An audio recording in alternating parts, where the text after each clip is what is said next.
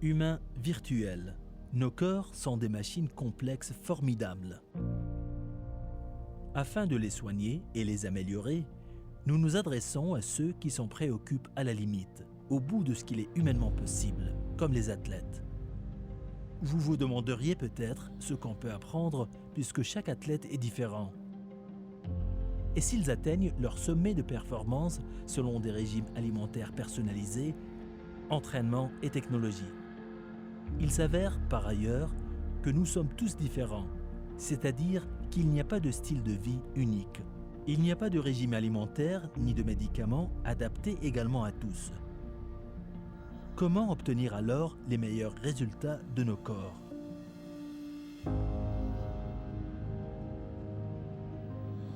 Imaginez maintenant un être humain virtuel fait non pas de muscles et d'os, mais de bits et bytes.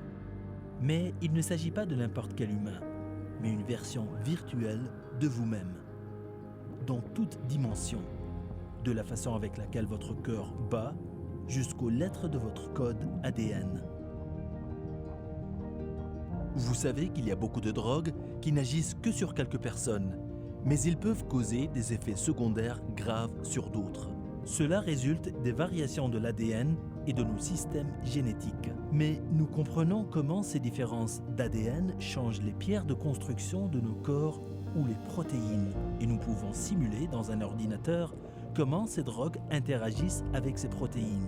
En testant des médicaments sur vos corps virtuels, votre médecin pourrait éventuellement en tester une vaste variété et choisir précisément les plus convenables. Mais il se peut que le choix du bon médicament ne soit pas suffisant.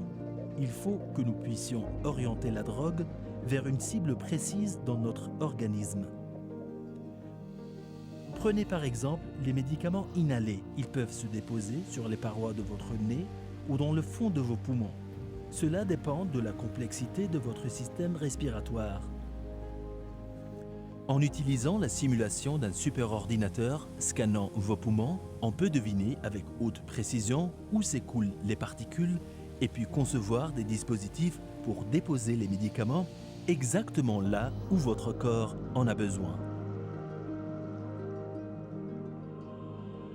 Il est évident que pour maîtriser la livraison de la drogue, il s'agit de contrôler le réseau principal de transport dans le corps, le système circulatoire sanguin. En simulant le mouvement des globules rouges et d'autres cellules, on peut comprendre les processus importants de protection comme ceux qui empêchent la perte de sang suite à une blessure. Les humains virtuels peuvent aider les chirurgiens à planifier aussi leurs interventions chirurgicales à risque. Ils peuvent être utilisés pour mieux comprendre comment atteindre un anévrisme au fond du cerveau qui risque de se rompre, ce qui peut causer un AVC. Les chirurgiens peuvent alors adapter le meilleur traitement ou un plan en fonction de l'emplacement et de la forme de cet anévrisme en particulier. Ils peuvent même revérifier que l'implant ne va pas causer de problèmes, comme la coagulation du sang, avant de l'installer concrètement.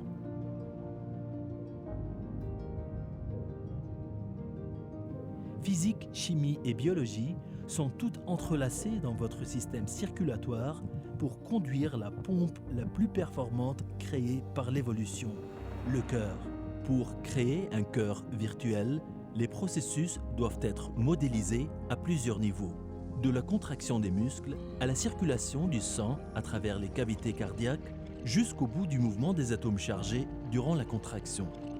Les cœurs virtuels battent déjà dans les superordinateurs où l'on peut tester l'effet de différents médicaments ou celui des stimulateurs cardiaques. Mais le plus important est de comprendre le fonctionnement unique de chaque cœur humain. Votre avatar virtuel ne va pas être seulement construit à votre image, mais il bouge également comme vous. Et on peut l'utiliser pour mesurer les forces et pressions mécaniques agissant constamment sur vos os et ainsi prévenir le risque d'une fracture.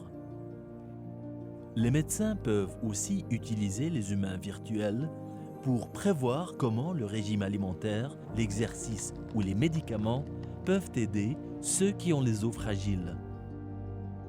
Mais imaginez que l'on puisse aller encore plus loin que le traitement des maladies en utilisant les humains virtuels pour la prévention des maladies.